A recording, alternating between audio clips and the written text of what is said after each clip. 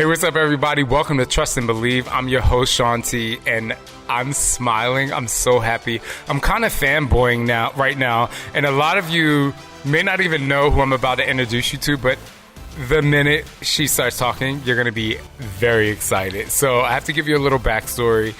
The month of July, we were doing a month full of just helping people find a job, because with the pandemic, people were just really going through a tough time. And actually, after doing a poll on my Instagram, I realized that it was really only 30% of my following that needed help in finding work and all types of things surrounding the pandemic and being able to pivot in their business. And because we were doing that, all of Team Shaun T kind of comes to the rescue. And Alex was searching TikTok and found this amazing post by Jen Ruiz. And she did this really amazing post, which we'll play in just a little bit. But more importantly, she is a lawyer turned blogger. She actually had to pivot in her own business. And it's just really interesting and amazing to kind of be getting ready to talk to somebody who does things that me and Scott absolutely love, which is travel before pandemic. And she challenged herself to take 12 trips in 12 months. And I think she tried to do it on a budget. So we're going to talk a little bit more about that. But just sit back, get ready to trust and believe in some fun that we're about to have. Somebody say, oh yeah! No? What's up? He's better than Oprah. Come on, y'all. This is Shaun T, and it's time to trust and believe.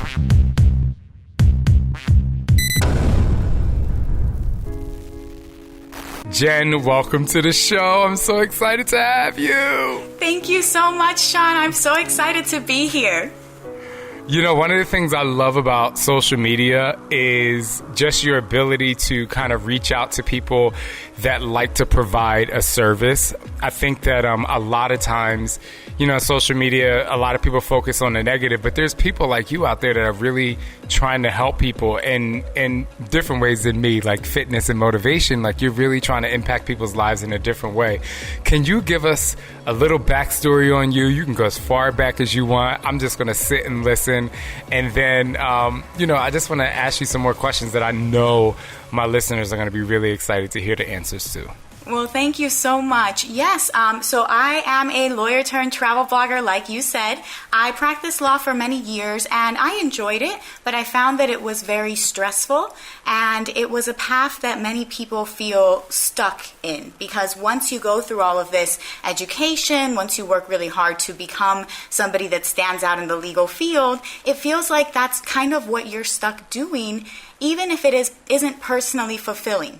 And I think that's why it's a career that has so much dissatisfaction with people, and people have this, bad reputation for attorneys, because attorneys aren't really happy most of the time, right? Like, a lot of them are actually creative souls and writers and storytellers that wish that they could be exhibiting that in a different way. And so for me, I enjoyed it. I enjoyed the difference I was able to make. I always worked in a capacity where I helped others. So I previously worked initially with Social Security law, helping people apply for Social Security disability benefits. So it was tough work as a young associate right out of law school to have people who had been employed their whole lives and now are suddenly physically or mentally ill to the point that they can't work. And when you see somebody who's like at rock bottom and you are their only hope, like you are their Obi-Wan Kenobi. And I was just like, I don't know that I could really shoulder all that burden at such a young age, as a new attorney. Within my first week of being an attorney, I was thrown into the courtroom to represent one of these people. So for me, it was a very rewarding process, but it was also very taxing. And I did it for years. I worked for a year as a law clerk in Baltimore City. So I worked in a felony trial court. I saw some crazy stuff. I talked to jurors. I really got a behind the scenes, after a trial was over, as to how the process works and what they're paying attention to. Hint, most of the time it's the wardrobe of the attorneys. Like, they will notice if your shoes are scuffed, and they will talk about it in the jury room. So people are interesting, and the things that they focused on. So I really love that I had this benefit of having a Law and Order experience at a young age, working for a judge, being in a felony trial court, being in the action of it all, and then being an attorney and getting dropped into 700 cases, that I did within the span of the 4 years or so that I practiced, one after the other. It was wonderful. But then, the year before my 30th birthday, after going through some failed Tinder dates, things that never really work out, you always have people that end up ghosting you or people that are just really interested. Girl, don't we all know? We all know.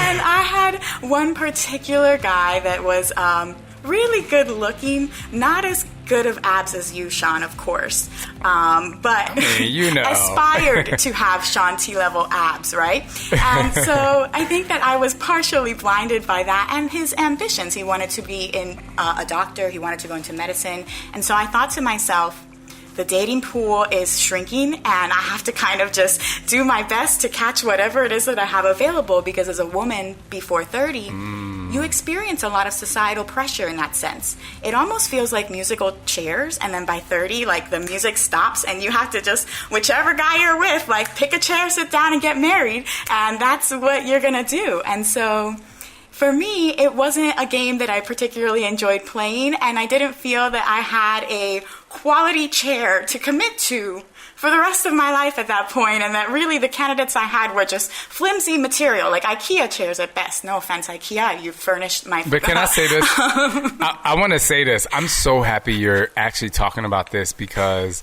coming from a male, I want to say this sometimes, and I think it could be taken the wrong way because I'm not a female, and because I always try to tell people when it comes to love, we've all made mistakes in that department, but don't settle just because of an age. And even going through the process of having a surrogate for Scott and my children, it was this thing where if you pick an egg donor that's over 30, you have less of a chance, and it's all of these pressures that, society puts on women in so many different ways, from embryos to marriage to, it's like, y'all don't need nobody.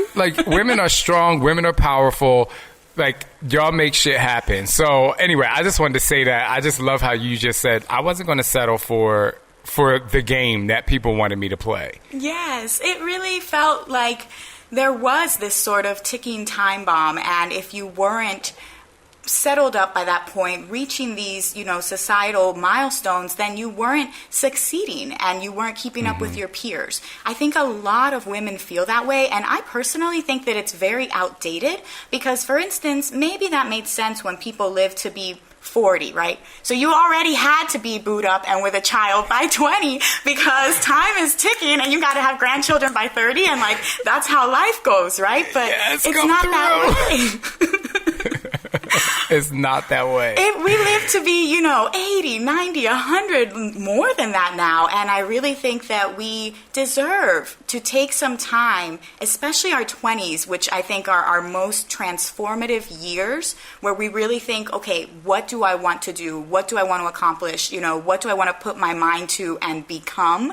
And take that time to enjoy that and be that person and develop yourself, and not feel that you have to already devote your time. As a woman, imagine when you have a child, your life is no longer your own. I'm sure you know. And so it's really difficult, I think, to invest the time into yourself when you're already putting so much into so many other people. And I think we as women do that because we naturally want to be nurturing, and that's our way of showing love, is by giving everything we have to everyone else, sometimes at the consequence of ourselves. And I think that it's not necessary. I think if somebody wants to do it, excellent, and for somebody with a nurturing partner, even better. But I don't think that just because of pressure, I know so many women that have gotten inseminated because they feel like they are running out of time to have children, or because whatever the case may be. So there are so many pressures that we put on ourselves. And I just decided that I had been playing along with that whole game, right? I've been playing the Tinder game, and I've been going out there, and I've been one of these people, and it didn't work out for me. So I thought, let me do something radically different. Yes. Well, first of all, I want to make point because you have a good personality.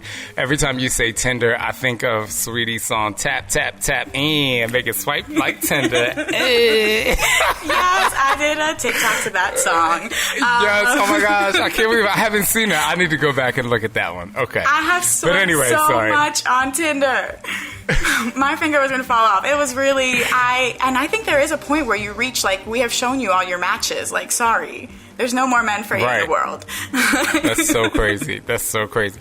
So you wanted to change careers. You're turning 30. You're not playing a game. So what happened? I'm like so into this. I hadn't been planning on changing careers. I had just been planning on celebrating my 30th birthday. You know how some people extend their birthday celebrations to like a week, a month, something crazy? And I was like, I have never done that. I've been very fair about my time. Like Cinderella, when midnight comes, like my birthday has been up and I have not imposed people obligations beyond the 24-hour period.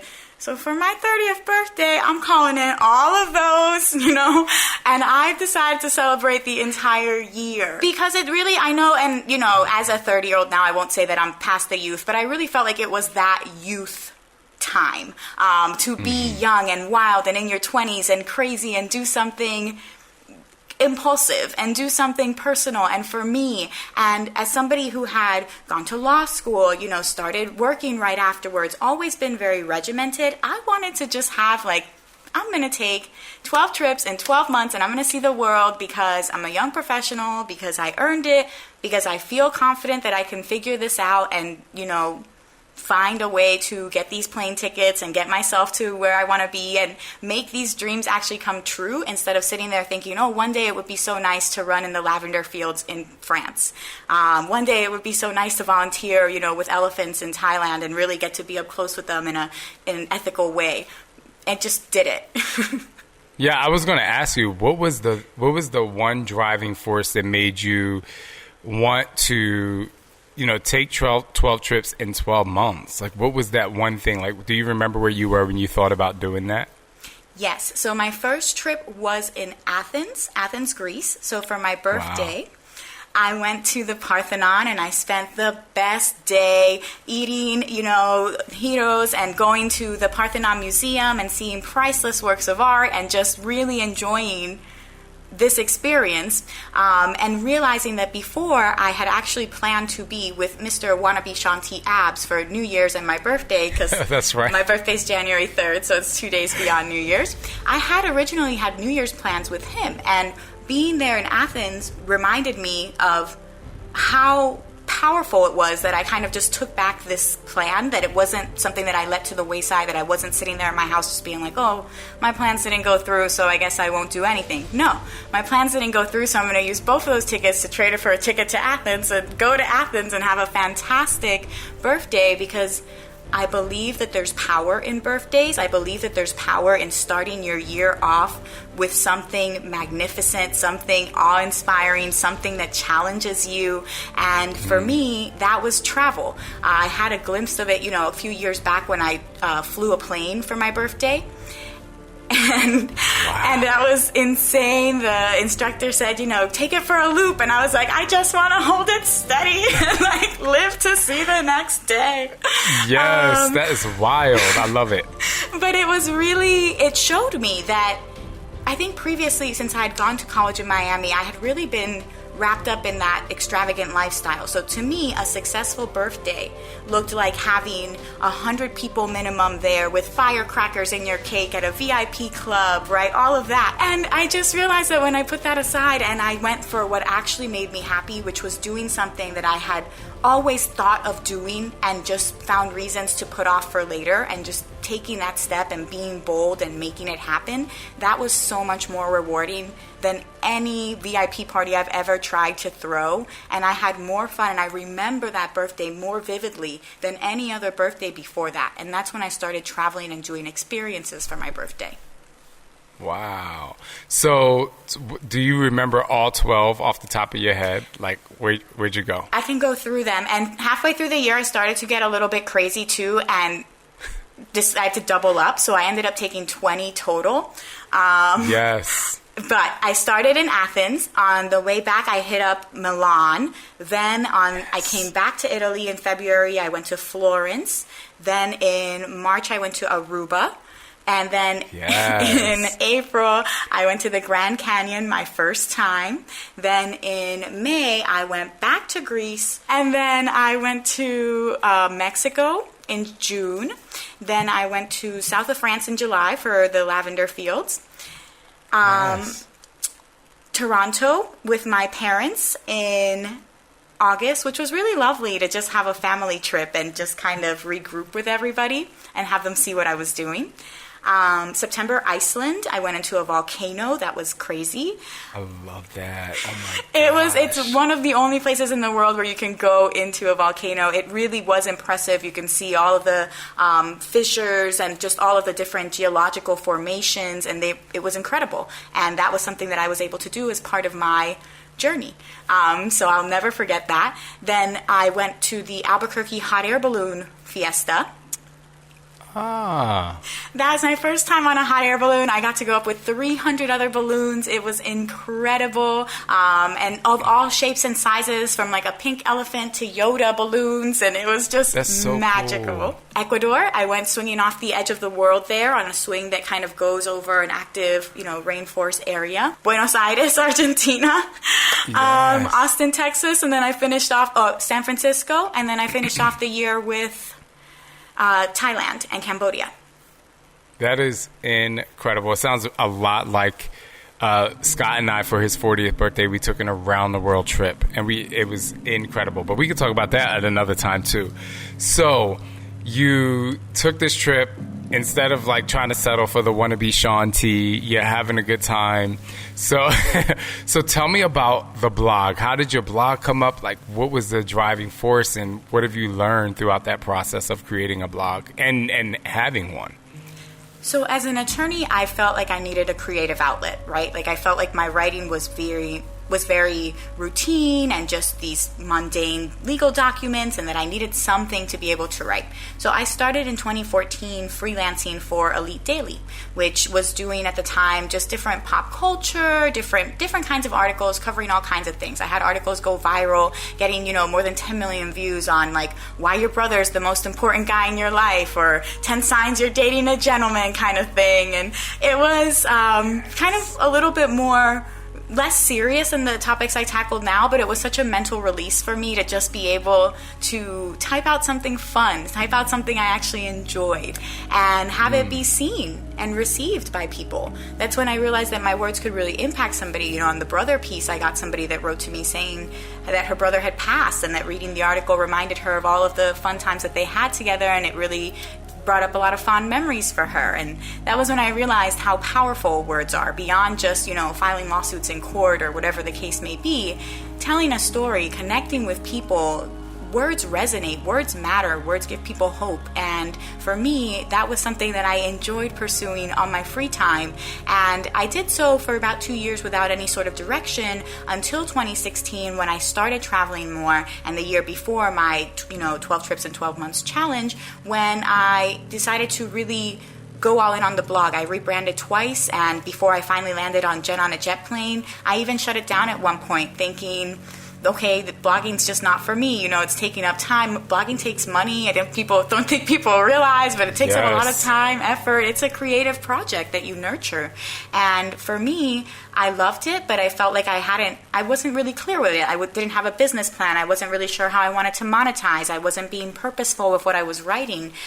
More just taking articles that I didn't get a chance to pitch to Elite Daily and, putting those on my site, but it's not being built up in the same way. So once I started attending travel conferences and being present and active in my field, meeting other people who were doing it well, seeing how it could be done, I realized that blogging was not this phase. It was not this virtual diary where you sit there and just kind of tell everybody your day, but rather a legitimate way to have a website that helps solve problems for people, helps entertain people, helps inform people, helps keep people, aspiring to go somewhere, to be their better selves, to get into shape, and that somebody who does a website that is well targeted can really reach a wide audience, because more and more, we're not looking for encyclopedias. We're not going to the library to research the archives. Like, we're on Google. That sounds so fun.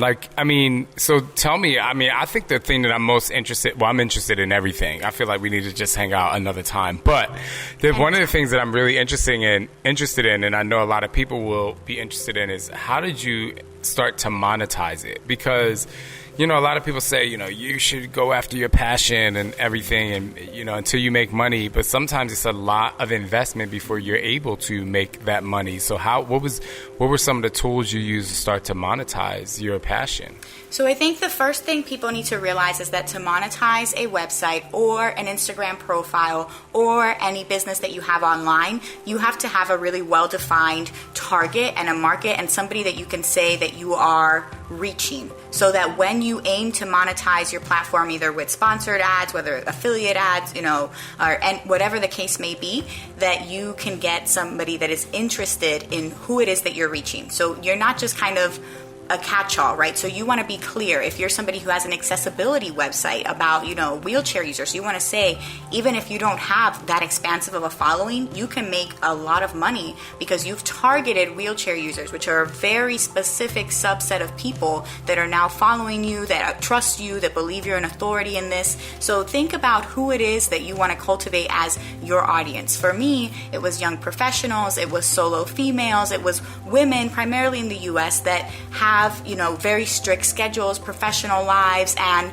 want to be able to balance that with time off, want to be able to feel empowered to explore and develop and be their own person without the pressure that society puts to fit a certain mold. And so all of that makes my content tailored towards a specific person. And I think if you know that right off the bat, and this could be in absolutely anything, right? So let's say you're a video game expert and you want to talk to just gaming people who, are going to be up at 3 a.m. and doing these things, that's the content you want to create. It doesn't have to be that you have an expansive audience, but it has to be that you have an audience that values what it is that you're sharing and takes you as an authority in that. And I think with that, you can monetize that because you already have people who trust you. If you just have a catch-all, and that's why things like bots, that's why things like buying, none of that works, because you're just getting extra numbers, but none of those are actual customers. So that's not doing anything except for possibly trying to pull the wool over the eyes of campaigns that you're working with. But they're going to see through that. There are tools for people to determine what kind of engagement is valid. So you're much better off, even if it's a small number. Don't feel that you have to be, 1 million plus followers. You don't have to be Shaun T level popular to get paid. You just have to offer somebody a solution, because at the end of the day, not everybody can be that big, right? I use Deepak Chopra sometimes as an example, who's a fantastic, well-known meditation specialist, but not everybody can learn meditation from Deepak. Some people are going to have to learn meditation from other people, and so there's room in this space for whatever it is that you're an expert in. I'm glad you said that, because I think a lot of times people get unmotivated and kind of just kind of beat down because they see a number of a person. We're somebody like Shaun T, and I'm like, well, I've been doing this for 23 years, and I've had commercials on TV, and I've been in people's households. You can't compare. There are other fitness instructors out there that make really good content, really good money. They're great instructors, and they might have 35,000 followers, but they have the followers that really want to invest in the message. And the other thing is, and the flip side of that is I can't touch everybody, and no, not everyone's going to like Shaun T, for various reasons. And so I want to co-sign on what you said, which is don't give up just because someone else has a lot. Don't mean you can't have a lot too, or you just can't have some and still, be really successful with that some. What were some of the, I wanted to ask you, because a lot of people talk about bots and they don't really know what that is. And there are a lot of people out there follow, and they're like, oh my gosh, this person has so many followers. And I'm like, they bought them. What are and I'm like, maybe there's some positivity to it, but I'm all about engagement and really touching people. Give people a background on bots and why, just kind of give a little information so people can really understand what they are and how they're not, and why they're not good for your business, in addition to what you said. Yeah, it can be really tough when deciding what you want to invest your money on. And especially on platforms like Instagram that have so many people that are making, 5-figure brand deals on one photo, it entices people to grow quickly. And so people look for a shortcut as a way to do that. And so they would go to services that you could pay a flat fee and get a boost of followers. I know somebody off the top of my head that I'm thinking of who emailed me asking me about, my followers on Instagram and asked me, why can't you just pay for those? And I responded, this was back when I was trying to get over the 10K hump. And he's like, why don't you just buy to get over the 10K hump? I was like, well, because it's problematic, you get flagged by Instagram, you have all these accounts that then drop off, so then sometimes they're not replenished, and then you just have sudden growth and it looks weird. And so for all those reasons at the time, it wasn't appealing. But he went ahead and did it anyway. And so he immediately boosted his account to like 50,000. Over time, they drop off, right? Because these aren't real accounts. These are accounts that are made to follow the accounts that have paid for the service, rake in the money, and then just keep it moving. So they're flagged by different social media profiles. They're not permanent. They don't really have valuable content, and they kind of tag you as a spammy account. Also, when your numbers increase like that, so you have more followers but less engagement, it hurts your statistics ultimately. So you don't want to necessarily just be bloating yourself with numbers if nobody's actually leaving meaningful comments, or the comments they're leaving on something like, sad is like, oh, awesome post, rather than like, I'm so sorry that happened to you, because that's what bots do. Right. They comment without any context. They just are known to just put in words or emojis. And Instagram cracked down on that a while back. So that's really difficult to do now, unless you're, I guess, paying more and more money for that. And I've seen higher end Instagrammers, especially in the travel space, because you can get, if you are a high end Instagrammer, you can get a $30,000 a night hotel, comped. That is something that happens. You can get major brand deals and campaigns. And for those reasons, it's very enticing for people to buy their followers, to inflate their numbers and be on there.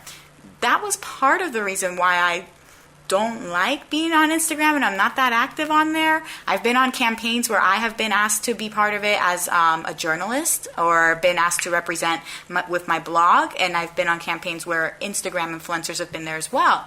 And sometimes Instagram influencers are paid and the journalists are not. There's kind of a discrepancy, and it's really a world where it's very much Mean Girls driven, and it's all about your status and how beautiful and these pictures are. And I can play the game and I can get an address after hiking 12 miles, but I resent it. Right. Do I want to be an address right now when I'm exhausted having to take these pictures instead of actually enjoying the view of where I just hiked to, because I have to post this picture on Instagram because I know that's the formula that's going to get likes in the travel world? I got so tired of that with the pandemic, I think that's one unexpected benefit, was that pressure was relieved. Suddenly, traveling wasn't glamorous, right? Like, people don't want to see that. I think if anything, celebrities saw pushback, like, oh, so you're in your fabulous mansion, like, life is so hard for you. So, yeah. And it's tough for people. So nobody wanted to see these status symbols anymore. And all of that kind of did well was not doing as well anymore. And we've seen a resurgence in it now, but I think that's what allowed TikTok to do so well. Because people could go on TikTok and be in their house and be with their hair a hot mess and just record something honestly and not feel that they have to edit it for 50, except some people do edit like crazy on TikTok, some special effects. Whoo! But for me, I thought that the allure of it was that people could really be themselves, and that you didn't have to be heavily edited to go viral. You didn't have to have 1 million followers to have your message seen, that it really relied on the quality of content. And it felt like for the first time, there was finally a platform that recognized that and valued that in me, because in all of the things that I had ever been to, all of the press trips, I'd always said, like, I want to share information about these locations. I want to share facts about, like, the people who lived here and the history that happened here. And everybody's like, you're crazy. Why don't you just want to take the pretty picture? And I'm like, because I want to learn. Yeah. There's a lot of people. Sometimes, you scroll through Instagram and you see a pretty picture and you're like, I want to go there because that pool looks like it's on a cliff and it's whatever.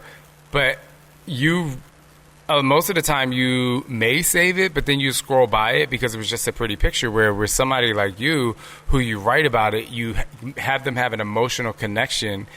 I'm more apt to follow someone like you that is giving me information while being honest and, authentic than just being like, oh, well, these people have really great abs and they're good looking. And I'm like, okay, like, that's fine. But what is it about this place that I'm going to like, other than spending a shit ton of money just to go, lay in the pool? That was actually something that happened with me in Bali. And sometimes I wonder if I'm just weird, if I'm just a weird person. But most people... You're not. Most people in well, Bali we all are, go kind of. to the glamorous beachside location where you can see... I mean, Bali is the home of the beautiful people. If you want to see beautiful... LA has nothing on Bali. They all flock from all over the world's most beautiful people to be there. But I didn't spend my time in that kind of beachside tropical paradise area. I spent a lot of my time in Ubud, the city center, and I stayed with a homestay with a family there. And so a lot of my time in Bali maybe wasn't spent glamorous on the beach with these floating breakfasts. I don't have a floating breakfast picture, but I do have a picture of a ceremony that I attended with that family where I was the only non-Balinese person inside this temple, and where I'm sitting like on the ground with everybody experiencing all of this in a different language, getting the holy water sprayed on me, having the flower in my hair.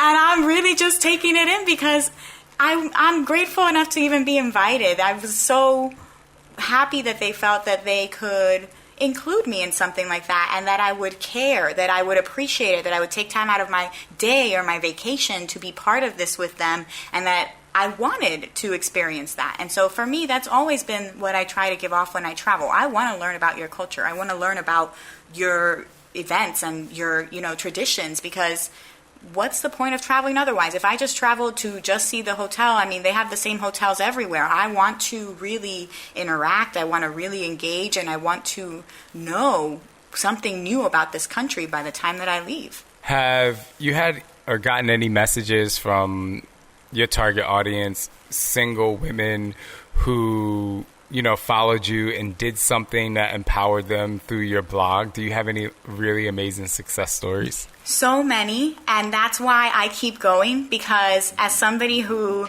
is new to this public figure life, I think I have been really shocked by it all. How many people message you, how many people, all of it. It's just been a big adjustment for me.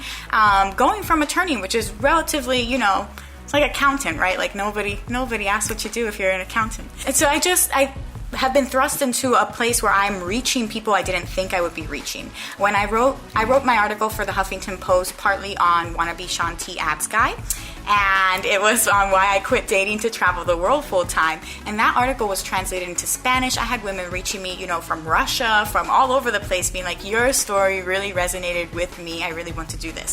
So I think one of the first times where I saw that people were actually taking action and wanting to do what I was doing, I was somebody that I knew from college, and she had always had a spinal disorder and that she had kind of been working on with multiple surgeries throughout the year. So when she contacted me telling me that she took her first solo trip domestically here to, I believe, Michigan or somewhere in the U.S. in that kind of upper pocket, but that she did it because of me and because of what she had seen, and she just wanted to try it herself. And it was only the beginning for her. She's been to a lot of other destinations since then, but I think before then she felt that it just wasn't something she had in her, but seeing, following my journey inspired her to go. And that was somebody I knew. That was somebody I had, been friends with in college, and I had seen her struggle. And so I was really impressed to see that people were not only watching, but taking what I was doing to heart and trying to take a risk themselves because of it.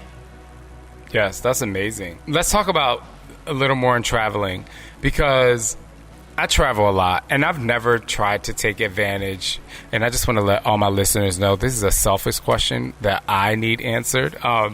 I never take advantage of the fact that I'm Shaun T. I feel like really awkward and weird to be like, I'm Shaun T, I'm coming to the restaurant, even though, Alex and Scott will be like, Shaun T's coming, let's name drop. That's fine. But I don't know. I just kind of have this thing where I'm like, I don't really feel like I need to say that. But there are times where there are places that I want to go, and, I might want to teach a class, or I might want to, provide some services. What are some ways somebody like me can do that. And a lot of people may be like, Shaun, well, you have an agent to do that. But I don't want my agent to do it. I want to learn for myself. Like, how do I interact with these vacation destinations? Because I also love going to restaurants that are, from this, like you said, the city center. I love that. So can I get some tips, please? Yes, absolutely. And I commend you for that, because I think it's so easy to just say, I'll outsource this, but I enjoy that you want to learn how to do it yourself. I think everybody should want to know as much of that as possible. So I would first see if you can make a personal connection with brand representatives in in-person meetings, events. If you know, for instance, that you are really big on wine, you want to go to different wineries or things of the sort, they have wine and travel conferences that you can attend. I'm sure you can find a topic to speak on, whether it's the role celebrities can play, pitch something fancy with your expertise. Yes. And then once you get into that speaker room, then you can coordinate with all the different people who are working with those brands, whether they're PR representatives or directly working for the brands themselves, the vice president of this hotel chain or whatever the case may be. Then once they know you, I would reach out to them. This is the same advice I would give anybody trying to pitch or collaborate with a brand. I think you just do better when you have an introduction, warm lead, they know who you are. You have the benefit of being Shaun T, so they know who you are, but for most people... I got a slight little head start, but yeah. For most people, I just think it helps to have an exchange of business cards, somebody that knows to be expecting your contact, something you can reference, saying it was so nice to speak with you about this or hear about your offerings in Japan, or so nice to see that you're going to be doing this kind of, conference for the Olympics. I'd love to work with you to promote this particular, initiative. So the reason why it's twofold: one, it helps you reference something that you have and establish a connection right off the bat, and two, you can tailor your pitch towards what their marketing needs will be. So if you know they have a big event coming up, if you know that they have, a big initiative or something that they want to draw attention to, or they want to really become a new culinary destination, you can talk about ways that you can market to help them in that sense. And then you're not just pitching random coverage, but really targeted and specific coverage that helps their marketing needs. I think that that's the best way. And then if you can follow up by phone, so I think most people really avoid the phone, but I think phone is really helpful just to get an idea of where everyone's at. And then you have a deal. I think it's interesting too, because last night I listened to this podcast called Crime Junkies. Don't ask me. I just love true crime. I actually, low key, I don't know how many people know this, but I actually wanted to be a lawyer purely because I grew up in the place where I grew up in surrounding towns was just always, it was just bad. It was like violent killings, this, that, and I always wanted to be a lawyer because of the investigating. Like, there were so many people that went missing or they never know what happened, and I always wanted to be like that, like figure out to get justice. Anyway, that's a whole nother story. But the reason why I thought of that is because you said one of the things you can do is go to like a convention or something you're interested in, and I found out last night that they have like this crime junkies type, like true crime conventions, and I was like, oh my God. And I immediately said to Scott, I was like, oh my gosh, when this pandemic is over, I'm totally going to that. I'm going to have my little hat on. I don't know if I'm going to be able to hide being Shaun T, but I'm meeting people and I just like want to get involved, whatever. But so that's really interesting because that's something I'm interested in. All right, I just want to pivot a little bit, and I have my notes here because, more than, lawyer turned blogger, really helping people out, really building a business, helping women feel empowered and not have to feel like they have a glass ceiling when it comes to age and living their best life. You also are part of a nonprofit organization in Puerto Rico. Can you tell me about that, or tell us about that, please? Yes, absolutely. So when I left the law, I wanted to find a cause that really spoke to me. I knew that I didn't go through all of that education to just not use my degree anymore. I just didn't want to use it in the way where I felt like I didn't have the autonomy to really decide how I spent my time and my path, my career path. So I kind of traveled the world looking for a cause that spoke to me. And finally, when I came to Puerto Rico, again, because I was born here, I lived here till I was 6, and then my mom, who's a teacher, moved away because she found better teaching opportunities in the States, and it was wonderful for me to have the benefit of an American education that I think I'm a product of public schools in Philadelphia, rough school system. And they knew us because, so for high school, people knew that we were kind of the magnet school, still public, but with some, so we were targeted, like, ooh, the nerds, get them. Yeah. Being a part of a magnet program, I'm sure people were looking at y'all like, excuse me? Yes, and it was just an interesting experience, but I learned a lot of things with Philadelphia. I learned street smarts. I learned how to be around all sorts of different people, right? Like people in I never had a non-diverse class. Like I had people from everywhere. But generally, when I came back to Puerto Rico, I realized that I had a lot of opportunities that people here in Puerto Rico don't have. And not to sound like any kind of, superior or savior sort of way, but just basic things in terms of like extracurricular that really made school not a chore but fun for me. Like I was president of my elementary school in 4th grade. I won by giving out bubble gum to people. That was kind of illicit and kind of a bribe, but kind of there wasn't a rule against it until after I won. And that made going to school so much more than just go to class and go home. It made it enjoyable. It made it interactive. It taught me skills that went beyond just the classroom, but actually showed me how to debate, how to be part of a team, how to do all of these things. And here in Puerto Rico, I think that it's really tough for students because they don't have all of those different, sports in those same kind of competitive ways. And it's not, libraries aren't here. I grew up in a library. My mom felt she didn't want me to go home walking. She didn't think I would be safe. That was probably smart. So I would have to wait for her to come and pick me up at the library. So I spent every day after school, I'd walk like across the street to the library and wait for my mom to come get me at around 6 o'clock. And I would spend like 3 hours at the library. There's no public libraries here in Puerto Rico. So I realized that people were really only seeing learning as a chore and work is something that you have to do to get by and not as a potential way that you can actually prosper or get ahead, but just something that you have to tolerate and then get done with it and then go to the beach, have your medalla, and, tolerate your life that way. And so, but now with all the natural disasters, the people that have remained, have endured, and they've had to find ways to get creative, especially now with the pandemic, because previously it was a delay of relief funds and now it's a delay of foot traffic and travel. So everybody that's here and that still is trying to run a small business, I think has the potential to really do well. Puerto Rico is uniquely positioned because it has access to the U.S. Postal Service. There's good internet most of the time.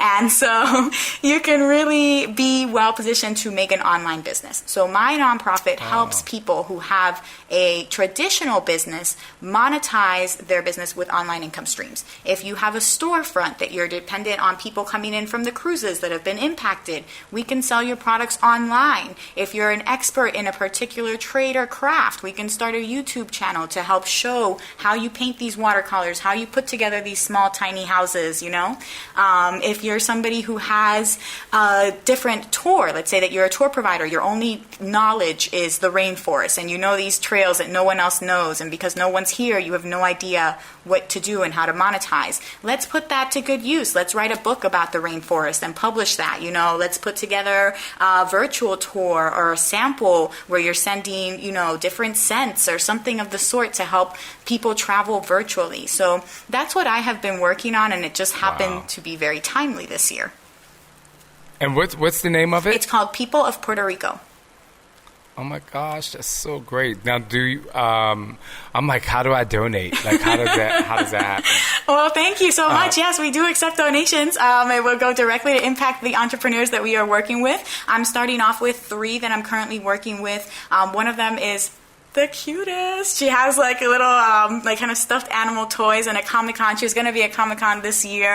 And so just helping them, these entrepreneurs of all ages and levels, just become successful. We'll be happy for your support and to help you sponsor an entrepreneur here in Puerto Rico, because really it's teaching them and showing them how to do something so they don't have to outsource it and they don't feel like this knowledge is beyond them. Because with a smartphone, with basic apps, with Etsy, with Airbnb, all of these apps, anybody can really have a business or an income stream online, and it doesn't have to be beyond your scope or your knowledge.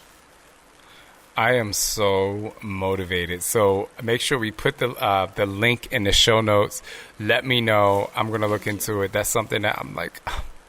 You are such a wonderful person, great energy, and not only are you doing things for yourself and empowering yourself, but I just love how it really all ends with you wanting to help people and really empower people to be themselves. And I want to let you know, even though your target audience is these amazing single women in the U.S., you have inspired a 42-year-old married male with twins. I'm just so inspired by what you do.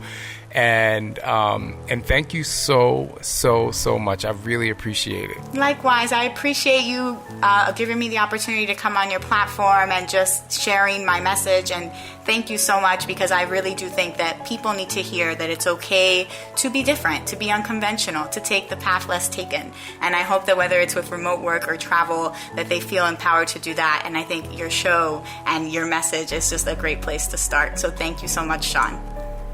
Thank you. And then the last thing I want to say is, and you might be really upset at me, I've never been to Puerto Rico. So I have friends I have many friends that are like, come to Puerto Rico.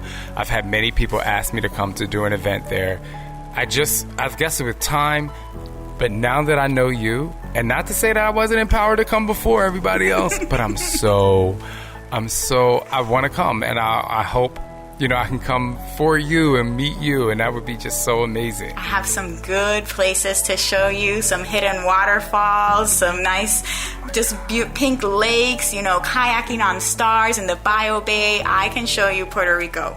Come down. And I don't want restaurant food. I will support one of the new businesses in terms of restaurant, but I want that home cooking, okay? Yes, the food is so flavorful. You will not have any issues here. People just, the adobo, the sazon, all of that, just double it up. So it's delicious. Yes.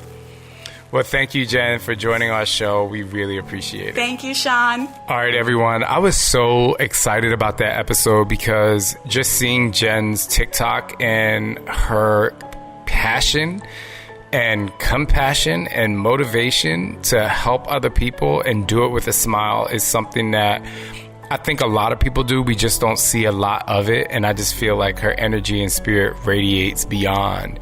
So thank you for listening to this episode of Trust and Believe. There are always people out there that trust and believe in you, and there are always people out there that want to help you. If you want to build a business, if you want to feel motivated and empowered to make a change in your life, don't be afraid to do it.